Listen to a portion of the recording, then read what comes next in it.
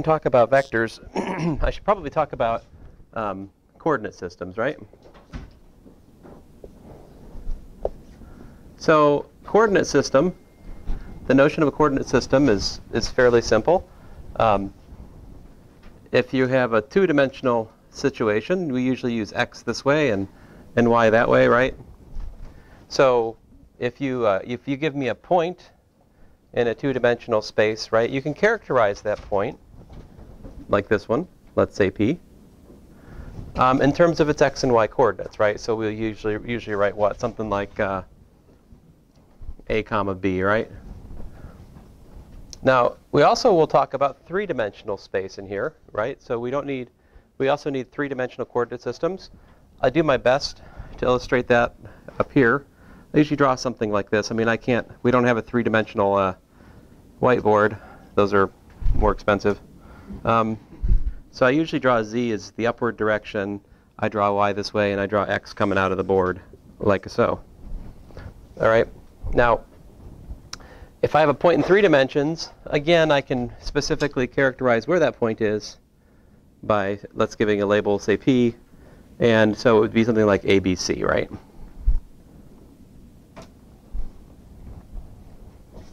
So I think we're all comfortable with this idea. Now, I mean, you can beg the question, I mean, mathematically, that's fine. That's a Cartesian product of real numbers. Like, that's well-defined mathematics. I can construct it from sets if I feel like it, whatever that is. But, you know, you can ask, does that really describe the real world? Well, I don't really think I have to sell you much on this. I mean, this is our experience, right? You can look at a wall, and you can draw axis one way and axis another way, right? And if you give me a specific point on that wall relative to some choice of origin, you can tell me the coordinates of that point, right? So it's pretty clear that R2 models like a two-dimensional flat surface, right? And R3, well, you guys have experienced this. You can walk that way, right? I can walk this way, or I could walk towards you, right? That would be x and y. I can jump. Not really. But that would be z. So, I mean, you've experienced this. There's three directions, right? That's kind of it, spatially speaking, right? There's that other dimension that we're involved with, time.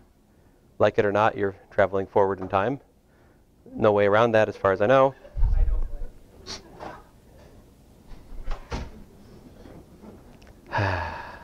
Yes. OK, so that's it. That's about all I have to say about that, right? Now, what if we had another point in two dimensions? For example, Q. All right, and suppose that that has coordinates, I don't know, for lack of imagination, let's say A bar, B bar. All right? Then you could talk about something else, right? You could talk about a directed line segment that goes from one to the other, right? Now, I guess we could talk about the directed line segment from P to Q like that, right? And a directed line segment is what's called a vector, right? So a vector, we could say vector V. And so in high school geometry, we would have said that's the PQ vector, right? It's a directed line segment. Now, algebraically speaking, like, what is that? I mean, how would you figure out the coordinates of the vector? You take the terminal point minus the initial point, right? Q minus P. That would give you the vector, right? And you know what? You can do the same thing down here, right? If I have a point Q, which is A bar, B bar, C bar, I can form the directed line segment in three dimensions just the same. I can form the directed line segment from P to Q, right? I can say V is equal to PQ, but when you actually want to find the coordinates on it, you do Q minus P. All right, now, specifically, what's that look like? That looks like A bar, B bar, C bar minus A, B, C, right? Now, how do you actually subtract the points? I mean, what's the rule, the math for that?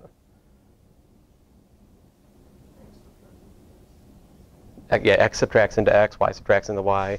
The z, I mean, it's just as boring as you could possibly imagine. It's A minus A, B bar minus B, C bar minus C. So And by the way, I mean, this is kind of just for emphasis, I mean, but I will draw angle brackets here to emphasize it's a vector.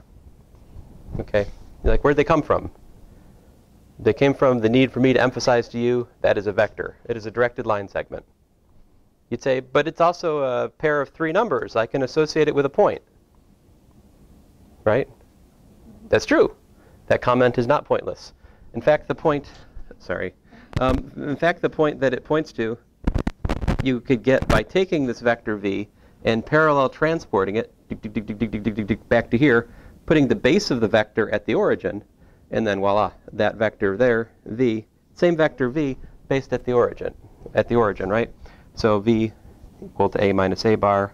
Well, let me not write it again. There's no point in that. I mean, this discussion is not pointless.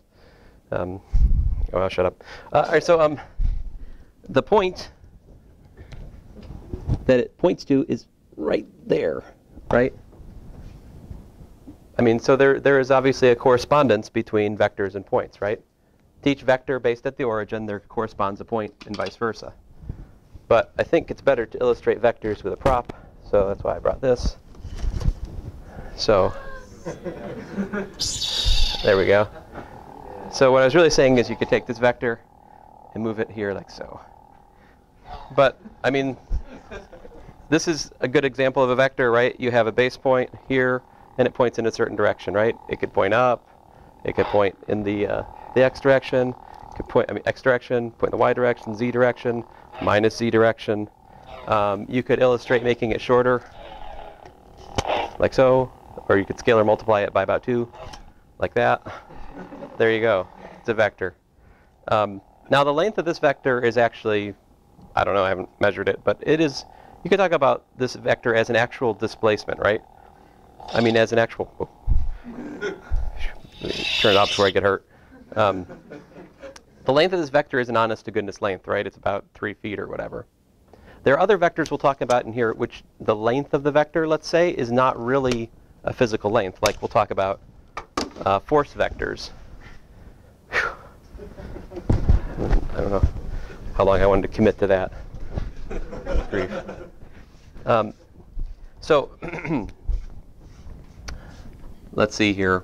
Generically speaking, 2 dimensions let's talk about for a little bit. So a generic vector A has 2 components, ax and ay. All right? So this is the so-called Cartesian form of A. Now, you can rewrite that in a couple different ways. All right? So here's one way you can write this. You can rewrite this as ax times 1, 0 plus ay times 0, 1. Those vectors that I wrote with just 1s and 0s in them, they're so important, they're so special that they get a name. This is x hat. And this guy is y hat. So x hat is simply this. It's the vector with length 1, all right, which points in the direction of increasing x. Y hat is the vector of length 1, which points in the direction of increasing y. Now, probably in the textbook, in many books, in many calculus books and so forth, we're for some reason still feeling the need to honor Hamilton of the mid-19th century and use I, J, and K. That's a hangover from when we used to use quaternions. Quaternions are this sort of like 4-dimensional, part real, part complex kind of thing. It's really neat stuff, but I like x hat and y hat because they kind of tell you which direction those vectors go. If I use I and j, it's like, I mean, you can learn that I goes in the x direction and j goes in the y direction, but I figure why do that when I could write this and give you more information. Okay, now we should talk about what this means geometrically, all right? So if I draw a picture, here's A. Sorry, I'm being very boring. Put it in the first quadrant. We'll go into other quadrants before you know it. You can build A, right, from this piece right here, which we would say AX, x hat. That's that piece, which corresponds to this part of the expression up here algebraically, right?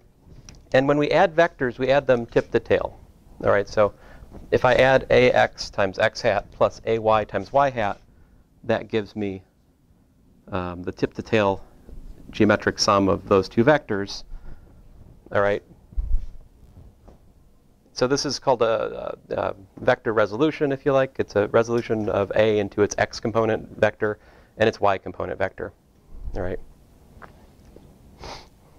In contrast, ax and ay, what are those? Well, those are just components of the vector. Those are actually scalars. They're numbers, right? Those are not vectors. Ax times x hat, ay times y hat, these are vectors. They're directions. They're directed line segments, right? All right. Very exciting, I know. Now, how else can we describe this vector in 2 dimensions? Yeah. Magnitude and direction. Very good. So I guess that begs the question, what's this word magnitude mean? Right? I've been using the word length up till now. But the answer is the magnitude is the generalization of length. Generalization in the sense that sometimes we talk about vectors which are not actual displacements, right? They could be a force vector, magnetic field vector, electric field vector, all kinds of different stuff, momentum vectors. These are all vectors. The length of those vectors is not physical length anymore. It's a magnitude. It's a number which describes the value of some physical quantity.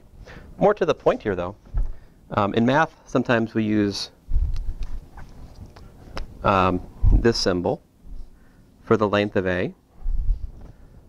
But you guys know right triangle trigonometry, right? So what is the length of A, or the magnitude, as I was saying? Square root of ax squared plus ay squared, right? Now, that notation is really kind of annoying, and there's a better way. Here's the better way. We just use A. So that's the notation that we use in physics and often in engineering. If you want to talk about the vector, you write the letter with the vector over it. So like this is not optional. Like you have to write the vector in here, okay? It's not like a optional thing, okay? The x hat, the hat has to be there. If the hat isn't there, I think you're talking about x, which is not what you mean. Likewise, if you use IJK, you got to put hats on them. Don't put a hat on them, expect me to take off points, okay? So vectors are vectors. We need a notation that illustrates that. But A, on the other hand, is just a number, all right? For a given vector, it's just a number. And the gentleman said we could write it as a vector as a magnitude and direction. And here's how you do it. So A is equal to, well, let's just multiply and divide by A, right? A over A is 1, right? Except when it's not. When would it not be? Yeah, if it was 0, we'd have it. You know, what direction does a 0 vector point? Everywhere? Nowhere? I don't know. We can agree to disagree. But the larger point I'm trying to make here is you can rewrite this as A times this funny vector, AX, AY, divided by A. Now that is so special it has a name. You're like, your new names are rather uninventive. Yeah, I know, but it's the standard thing. This is A hat. Because that is a unit vector, meaning it has length 1, which points in the direction of A. Okay? See how that notation is consistent with the x and y hat notation? Same idea? So more to the point, we have the formula A hat. So here you go, magnitude, A hat, the direction. Now, there are other options that are available to us here, right? Because we're in 2 dimensions. Okay? So what's another way you could describe the direction? Polar coordinates, right? Yeah, the standard angle. So the other way we can describe direction is to use the so-called standard angle. So other option is to use standard angle. I was about to write Stangard angle. I don't know what that is. All right, standard angle. And or the other thing, you can use north, south, east, and west and reference angles off those compass directions, right? Our tradition, unless we say otherwise, is that the y direction is north and the positive x direction is east. Okay? I won't say that again in particular problems all the time, like it's assumed. But if I ask you for standard angle, that is an angle between, well, I don't insist it's between 0 and 360. I do allow for that 360 degree degeneracy, right? So if the standard angle is 45 degrees and you tell me that the standard angle is 405 degrees, I'm obligated to say, okay, it's okay. I'll figure it out. I can grade. If I ever take off points for that sort of thing, you should let me know, obviously. I usually take off points for less interesting things. All right, so, okay, so let's see here. An example maybe would be good.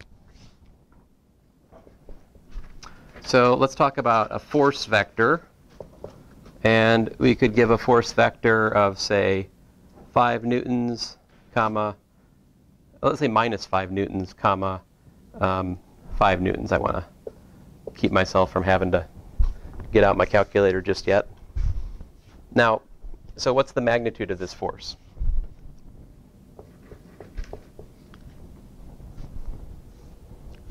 So first of all, one thing you should notice, the vector is formed by adding things together, right?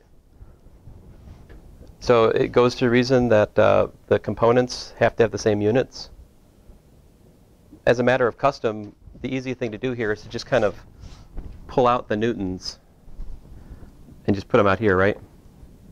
I mean, you're like, well, you could have also pulled out a 5. That is also true. I could have done that here. But let me just not. So this would be the square root of minus 5 squared plus 5 squared times a newton, because it just rides along. So you got what? Square root of 25 plus 25, square root of 50. Newtons. So that's why I wouldn't call it a length, right? A newton's not a length. That's the magnitude of the vector, which does describe its length, quote unquote, in newtons. All right, I mean, okay. How about the direction? Let's find the standard angle for this vector, right? So graph it. Well, I guess we could just use inverse tangent, right? Theta is inverse tangent of y over x, right? So 5 over minus 5, inverse tangent of minus 1. Well, you can try it out. It'll give you minus 45 degrees, right? So there you go. Standard angle, minus 45 degrees. Right? But let's draw the picture. Where is the standard angle measured from? Positive x-axis, right? So the theta back in our previous example would be like here, right? So if I draw f, f is like here. Let's see, it goes over to the left 5 units and up 5, right? So it's like this guy, right? And I'm telling you the standard angle is minus 45 degrees. Where is that? Yeah, it's in the completely opposite direction. What's going on? Did I write the inverse tangent down wrong? Inverse tangent has a range that's between negative 90 degrees and positive 90 degrees. So never give you the right answer. It's a negative plus. Exactly, yes. Inverse tangent will always let us down if we're to the left of the y-axis. Inverse tangent is always wrong.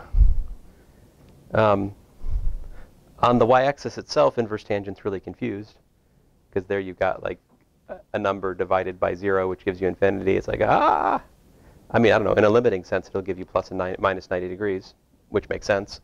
90 degrees is that way. Minus 90 degrees is that way, right? So what do? I mean, I can't just plug in the calculator. No, you have to think through it, all right? There may be some calculator which you can just plug coordinates in and it'll give you back standard angles. That's probably the case, but here we actually have to think about it. So what's the actual angle? 90 degrees plus 45, right?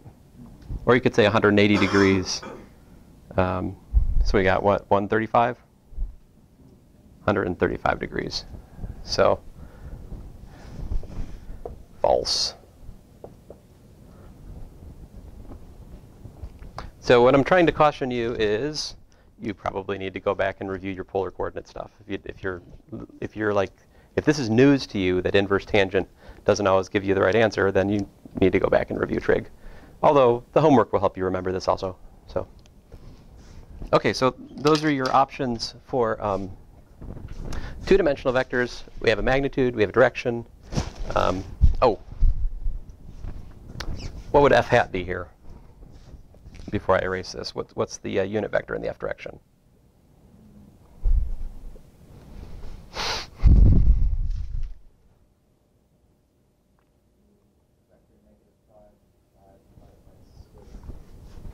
So 1 over, let's see, 1 over square root of 50, right?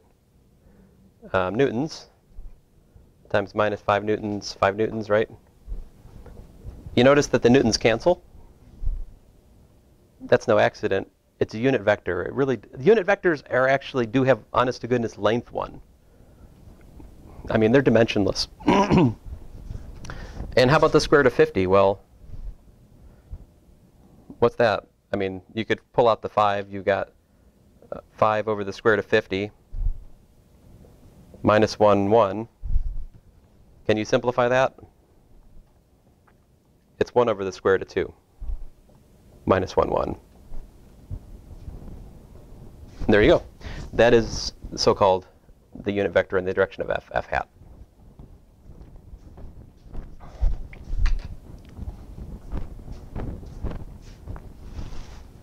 Any questions? Yeah. I think people understand degrees better when we're actually talking about specific geometric things. For the sake of calculus, we'll use radians upon occasion.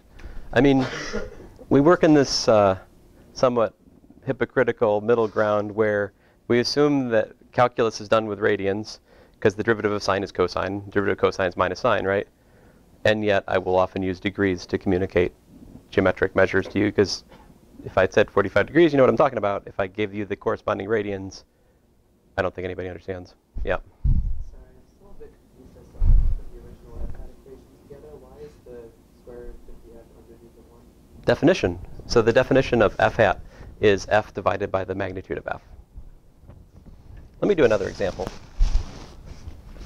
Except this time I'll do it in 3 dimensions.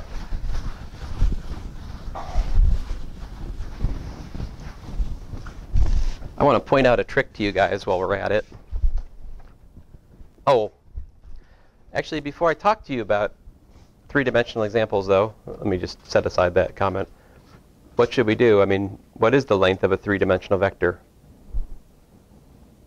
I don't know. What's that? Square root of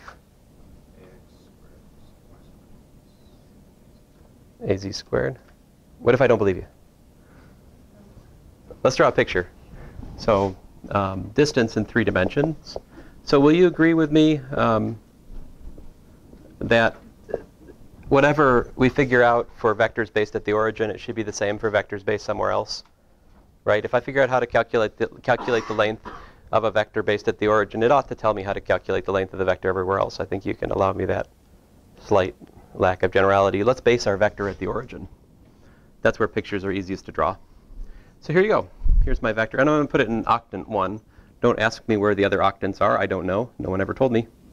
And let's just say ABC. OK? Just for the sake of discussion. And I was just telling you that there are 3 pieces to this vector. Well, I guess I haven't told you that yet. But this calculation generalizes to 3 dimensions just the same, right? There's still the part which is in the x direction, like this. Ax hat, right? There's still a piece which is in the y direction, so-called in this particular vector b. And I'll try by hat, right? And then now we're in 3D, so there's yet another component. It goes up like so.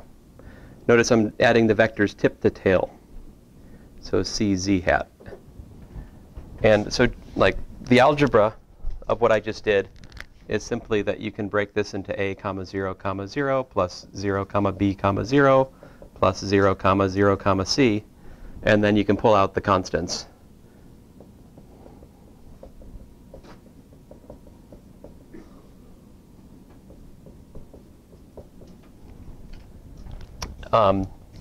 And this is what we affectionately call x hat. You're like, but x hat was just 1, 0. X hat, he's different in different places, let's say. I don't know. It's an overloading of notation, all right? And here's your z hat. So, and then geometrically, this vector plus that vector tip to tail gives me the whole vector v. All right, let's figure out its length. Now, only thing we know for sure is the Pythagorean theorem in 2 dimensions, right? But you can see 3-dimensional things in terms of 2-dimensional things. Am I right? Well, I'm right. You should believe me. But if you look at the shadow of v onto the xy plane, you get something like this, right? The projection into the xy plane would be like that, right?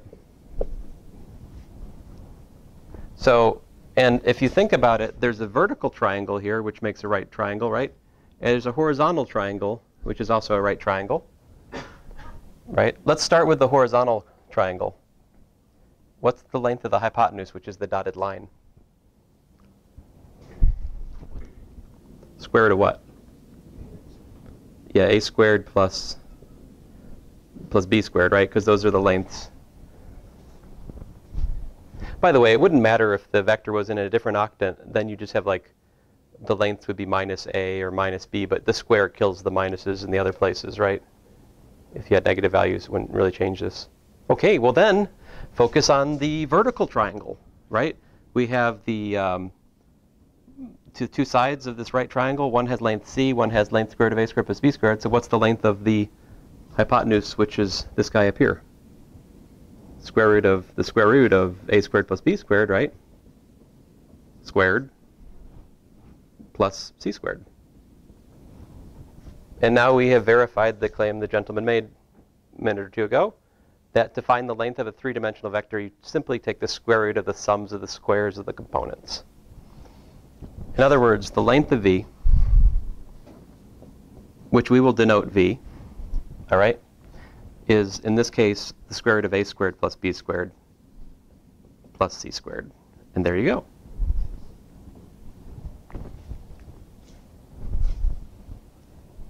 Now, I'm not going to try to draw the picture, but what do you think happens in 4 dimensions? Yeah, just plus the next component squared, and so forth, actually, for Euclidean space.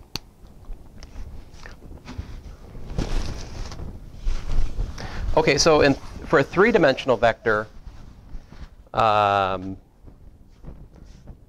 yeah. For 4 dimensions, how would that work if the units are different?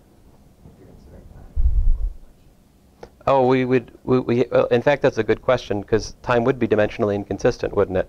Which is why when people work in space-time, they multiply the time component by the speed of light, c.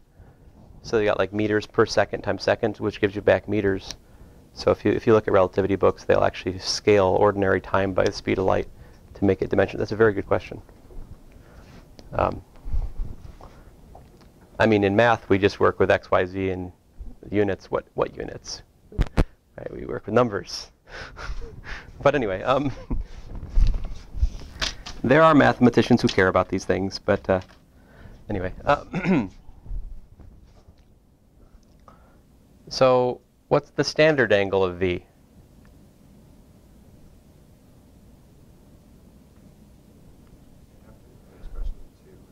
Two.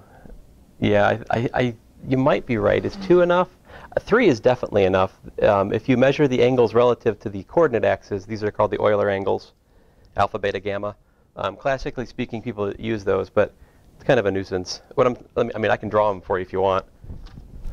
I think alpha is this angle.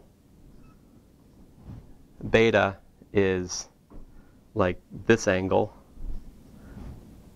And gamma would be the angle from the positive z-axis, like that angle. If you give me alpha, beta, gamma, and the length, that definitely pins the vector down. That's probably too much, like you said. I could probably get away with 2. Yeah. Like use spherical coordinates? Yeah, I think that's reasonable. They're right.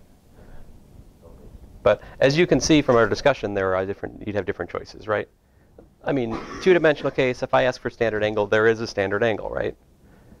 In 3 dimensions, I mean, different strokes for different folks, I suppose. Bottom line is I won't typically ask for this standard angle in 3 dimensions because there isn't a standard angle in 3 dimensions.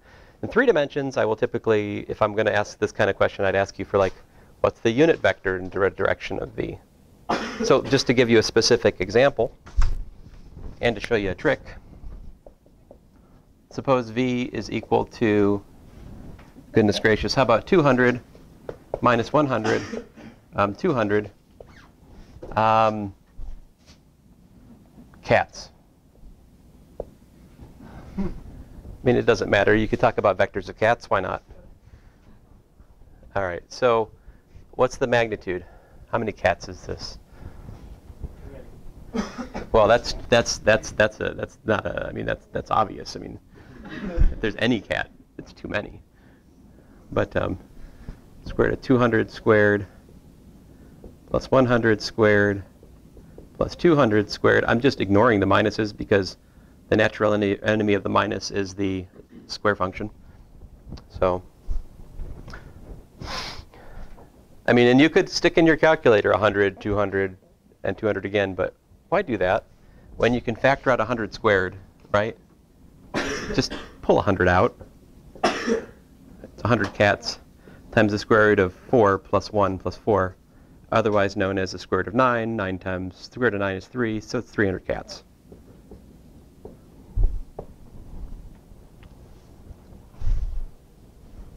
My point to you is if there's some common number in the vector, it pays to factor it out, actually. So let me show you what that would have, I mean, I did it in this formula, right? That's not the right place to do it. What would have been a smarter place to do it would have been the following. Same example, different style. V equals to 100 cats times the following vector. 2 minus 1, 2. One of the important properties of the vector length function is this. If I have a scalar multiple times a vector, like c times v, what that means is I multiply each component in the vector by c, right? So what that does is it puts, oh, C is a bad choice here. C1, ha. So I have C1, and so what that will do is put a C1 here, a C1 there, a C1 there, squared. I can factor it out, and I get the absolute value of C1 times the length of V. So that's an important property of the vector length function, is you can factor out, if you have a scalar multiple, then you can just multiply by the magnitude of that scalar multiple to find the vector length. And that's a labor-saving identification. See, because here, if I want to calculate the length of V, I just say, aha, well, it's 100 cats times the length of this vector. Right? Which is easier to think about. Because then I'm not squaring hundreds, you know? Yeah.